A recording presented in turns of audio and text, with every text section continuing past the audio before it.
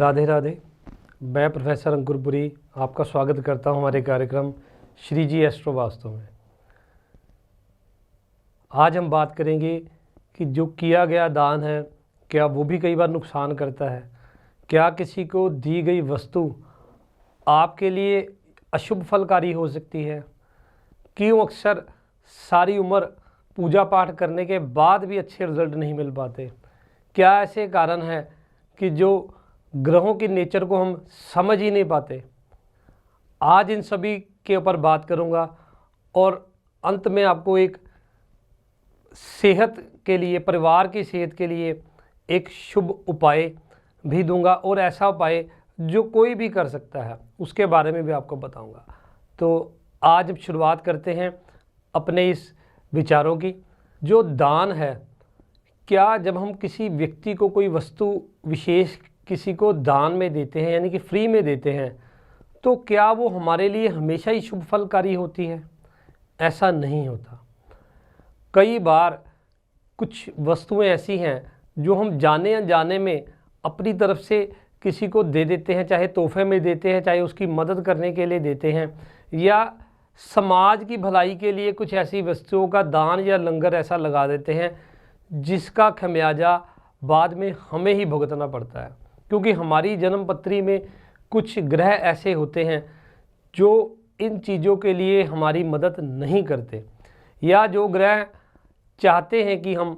इन चीज़ों का दान ना करें। ऐसी वस्तुएं यदि हम दे देते हैं तो वो हमें ही नुकसान कर जाती हैं। कुछ ऐसे उदाहरण भी आपको दूंगा, तो आप उन्हें अपनी जन्म पत्रियों के अनुसार मैच कर सकते हैं। यदि आप नोट करना चाहें तो आप उसे नोट भी करके अपनी जन्म पत्रियों से मिलान कर देख सकते हैं कि क्या मैंने भी ऐसा ही किया था, या कहीं ऐसा मैं कर तो नहीं रहा जो आगे आने वाले समय में मुझे नुकसान कर जाए। जो दान है हमेशा व्यक्ति की जो पात्रता है उसे देखकर दिया जाना चाहिए। ये नहीं कि जो राह चलते कोई भी सिग्नल पर कोई आपसे मांगने आ गया या कहीं पर भी आपको मिल गया और उसने आपसे पैसों की डिमांड की या कोई चीज़ उसने डिमांड की और आपने उसे दान कर दी। तो एक विशेष बात का ध्यान रखिए, यदि आप किसी को पैसे का दान करते हैं और वो व्यक्ति उस पैसे से जाकर कोई नशे की वस्तु ले लेता है या कोई ऐसी अभद्र वस्तु का सेवन कर लेता है, तो यकीन मानिए उसका दोष आपको लगेगा। साथ में आपने अपनी तरफ से उसकी भलाई के लिए उसकी मदद की, परंतु उसका जो नेगेटिव इफेक्ट है वो आपको कहीं ना कहीं मिलेगा ही मिलेगा। तो इसलिए दान सदा कहा गया है कि दान को पात्रता देख कर दिया जाना चाहिए कि जिस व्यक्ति को दान दिया जा रहा है वो उस दान लेने के पात्र है भी या नहीं। कुछ विशेष जन्म पत्रियों के ग्रह जो आप अपनी जन्म पत्रियों से मिलान करें कि कहीं आप भी वो गलती तो नहीं कर रहे। ऐसे में यदि किसी व्यक्ति की जन्म पत्री में शनिदेव फर्स्ट हाउस में लगन भाव में हो, राशि वहाँ पे कोई भी हो सकती है, 1 से लेकर 12 तक राशियों में से कोई भी नंबर लगन में लिखा हो सकता है, परंतु शनिदेव यदि लगन में विराजमान हों, बैठे हों, तो ऐसे व्यक्ति को कभी भी लिक्विड कैश यानी कि पैसे से किसी की मदद नहीं करनी चाहिए। कभी किसी भिखारी को कभी भी कैश का दान नहीं करना चाहिए, रुपये पैसे नहीं देने चाहिए।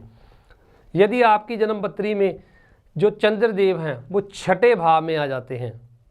चाहे वर्षफल में हो चाहे गोचर में हो या जन्म पत्री में ही पड़े हों, चंद्रदेव यदि छठे भाव में हो तो ऐसे व्यक्ति को पानी के दान की मनाही है। तो ऐसे व्यक्ति को कभी भी पानी का दान नहीं करना चाहिए, ना ही उसे कभी सार्वजनिक रूप से कोई प्याऊ का या कोई पानी का जो अरेंजमेंट होता है वो करना चाहिए, ना छबील लगानी चाहिए, या जहाँ पर छबील का या दूध का सार्वजनिक तौर पर वितरण हो रहा हो या फ्री में बांटा जा रहा हो, तो ऐसे में वहाँ पर उसे किसी भी तरह की मदद नहीं करनी चाहिए। तो यदि किसी व्यक्ति की जन्म पत्री में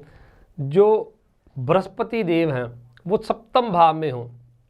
7वें भाव में यदि बृहस्पति हो, तो ऐसे व्यक्ति को अपने पहने हुए कपड़े जो वस्त्र हैं वो किसी को डोनेट नहीं करनी चाहिए, दान नहीं करनी चाहिए। यानी कि ऐसे व्यक्ति को किसी साधु फकीर को कपड़ा नहीं देना चाहिए या अपने जो उतारे हुए जो पहने हुए कपड़े वो किसी को फ्री में नहीं देने चाहिए। ऐसा करने पर उसे नुकसान ही होगा, उसकी संतान से रिलेटेड उसे समस्या सदा ही आती रहेगी। तो इस प्रकार से यदि किसी व्यक्ति की जन्मपत्री में यदि शुक्रदेव 9वें भाव में हो, तो ऐसे व्यक्ति को अनाथ बच्चों को गोद ले लेना या किसी की एजुकेशन में मदद करना, तो वो उसके लिए अपने ही जीवन के रास्ते जो है उसको पत्थरों से ब्लॉक करने वाला कार्य करेंगे, यानी कि उसकी खुद की तरक्की रुक जाएगी। ऐसे व्यक्ति को कभी भी इस प्रकार से किसी अनाथ बच्चों की मदद नहीं करनी चाहिए। यदि जन्मपत्री में किसी के सूर्यदेव 2nd हाउस में है, तो ऐसे व्यक्ति को उपाय के तौर पर एक सावधानी जो बताई गई है कि ऐसे व्यक्ति को रुई और घी को नहीं जलाना चाहिए, यानी कि ऐसे व्यक्ति को जो जोत है वो घर पर नहीं जलानी चाहिए। तो अक्सर देखा गया है ऐसे व्यक्तियों के घरों में जोत या अखंड जोत जब जलाना शुरू कर देते हैं तो शुक्र का नुकसान यहाँ पर होना शुरू हो जाता है, यानी कि उसके घर से पैसे की बरकत ख़त्म होनी शुरू हो जाती है, सुख सुविधाएं धीरे धीरे जानी शुरू हो जाती हैं और उसकी जो घर की औरतें हैं वो सदा बीमार या परेशान रहना शुरू हो जाती हैं। तो अब आप कहेंगे ये कैसी बात हुई,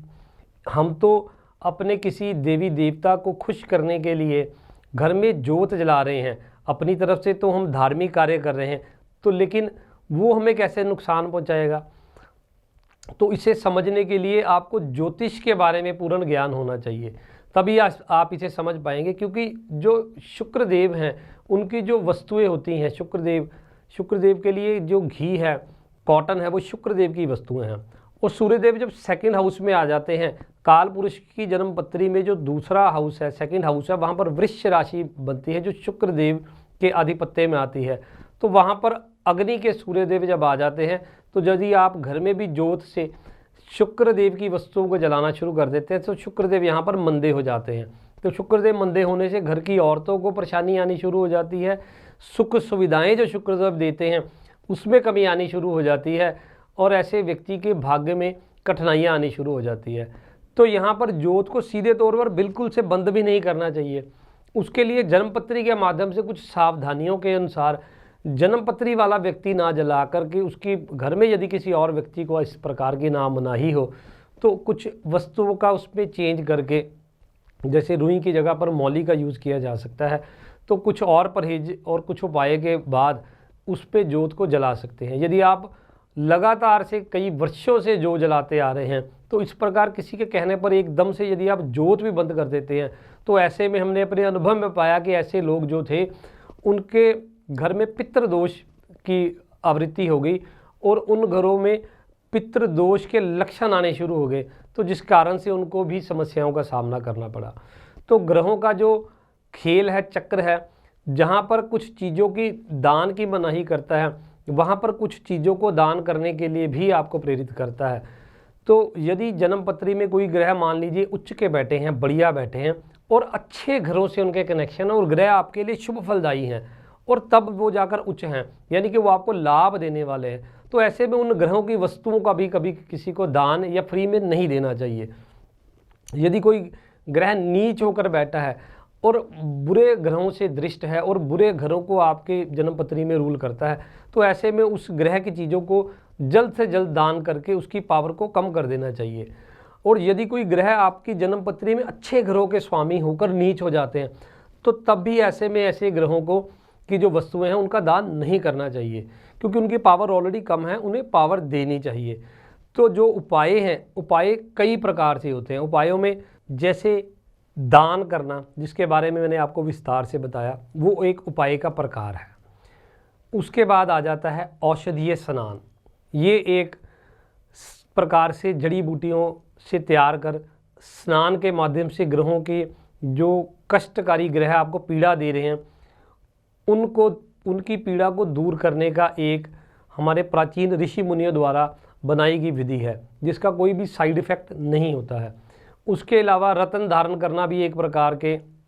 उपाय में शामिल आता है। किसी प्रकार की वस्तुओं को जल प्रवाह करना, अपने से दूर करना, वो भी उपाय की श्रेणी में आता है। उसके बाद जो वायु तत्व के कुछ उपाय होते हैं, यानी कि मंत्रों के द्वारा जो उपाय किए जाते हैं, जो ग्रह खराब है उनके मंत्रों का उच्चारण करके जो उपाय किए जाते हैं वो वायु तत्व की श्रेणी में आते हैं, तो वो भी एक प्रकार से उपाय की कैटेगरी है। उसके अलावा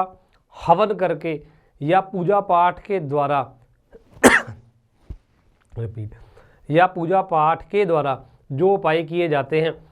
वो भी एक उपाय की श्रेणी में आते हैं। इस प्रकार से उपायों के कई प्रकार हैं, परंतु आपको अपनी जन्म पत्री के अनुसार किस प्रकार के उपाय करने चाहिए वो सभी व्यक्तियों के लिए अलग अलग होते हैं। कोई भी ऐसा उपाय फिक्स नहीं होता कि जो कहीं से सुना या पढ़ा और कर दिया तो हमें लाभ होगा ही होगा। बहुत से उपाय हम सुनने करने के बाद भी जीवन में कई बार किसी प्रकार का लाभ नहीं होता, या कई बार हम उल्टा नुकसान में फंस जाते हैं। तो ऐसे में कहे सुने उपाय की बजाय यदि आप अपनी जन्म पत्री के अनुसार या अपने लोशो ग्रिड के अनुसार जो आपके लिए बनाए गए उपाय हैं, जो आपके लिए फेवरेबल उपाय हों, यदि उन उपायों को करेंगे तो आपको वो उपाय सदा के लिए ही लाभकारी होंगे। परंतु उपाय की कैटेगरी में एक चीज़ और आती है जो कि है आपको कुदरत ने गिफ्ट में दी है, यानी कि जो भी ग्रह हैं वो आपके रिश्तेदारों में ही छिपे हैं, जो आपके ब्लड रिलेशंस में जो आपके रिश्ते नाती हैं उन्हीं में वो ग्रह छिपे हुए हैं। तो यदि उन ग्रहों के जो रिलेटिव्स हैं उनको पहचान कर उनकी सेवा की जाए, या उनसे कटु वचन में बात ना की जाए, या उनके साथ जो रिलेशन है उन्हें अच्छे से बना लिया जाए, या उनको किसी प्रकार से कष्ट ना पहुंचाया जाए, तो ऐसे में भी वो ग्रह शुभ फल देने वाले हो जाते हैं। तो ग्रहों के बारे में मैं आपको थोड़ी सी डिटेल में बता देता हूँ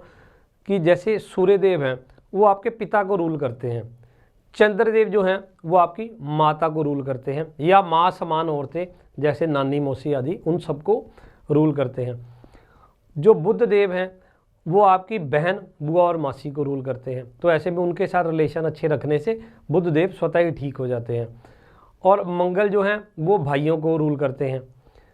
और जो शनिदेव हैं वो आपके वर्कर या आपके चाचा उनको रूल करते हैं। उसके अलावा जो राहु हैं वो आपके ननिहाल को, और केतु देव जो हैं वो आपके नान का परिवार या दाद का परिवार उसको रूल करते हैं। यदि इस प्रकार से समझकर उपायों को थोड़ा समझकर, या जिन चीज़ों का आपको दान करना या फ्री में देना आपको मनाही है, तो यदि उन चीज़ों से आप बचकर रहेंगे या उन परहेजों को अपनाएंगे या उन रिलेशंस को अच्छा करेंगे, तो आपको किसी भी प्रकार से कोई बुरे प्रभाव ग्रहों के द्वारा देखने को नहीं मिलेंगे। ग्रह स्थिति जितनी मर्जी खराब हो, यदि जन्म पत्री के अनुसार उन उपायों को ठीक विधि विधान से कर लिया जाए और सही ग्रह को पहचान कर उसके रिश्तेदारों से अच्छे रिलेशन बना लिए जाए,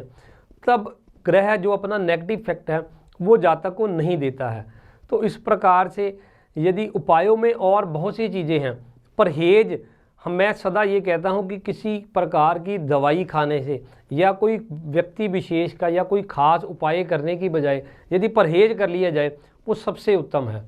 तो ग्रहों के बारे में मैंने आपको बताया। तो जैसे कि मैंने आपसे कहा था कि आपको एक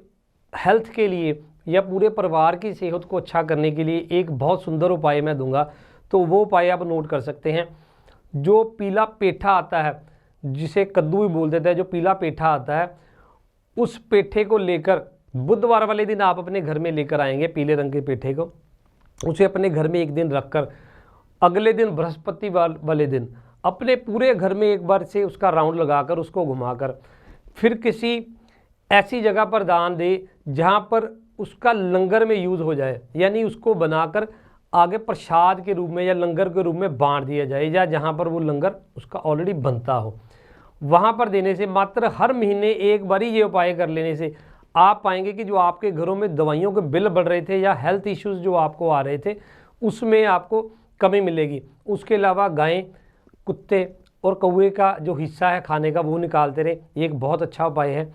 तो आज की अपनी वाणी को यहीं विराम देता हूँ कि जो ग्रहों के बारे में, उपायों के बारे में बताया कि उस बारे में आप जानकर या समझकर ही जो है उपायों को करेंगे तो अवश्य आपको लाभ होगा। और सावधानियों को सदा फॉलो करते रहे, और आप भी अपनी जन्म पत्री दिखाकर या घर का वास्तु दिखाकर जो उचित लाभ है वो पा सकते हैं, और अपनी जीवन में जो रुके हुए कार्य हैं या जिस मंजिल को आप पाना चाहते हैं उसमें आपके लिए ज्योतिष इस प्रकार से सहायक हो सकता है।